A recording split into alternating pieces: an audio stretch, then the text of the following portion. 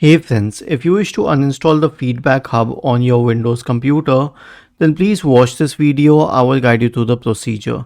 Now earlier it was a very difficult thing to do, but now all you need to do is search for Feedback Hub, and then in the right pane you'll find uninstall, and then click on uninstall and it will be uninstalled. I mean, it will need a while to get uninstalled, but it will get uninstalled.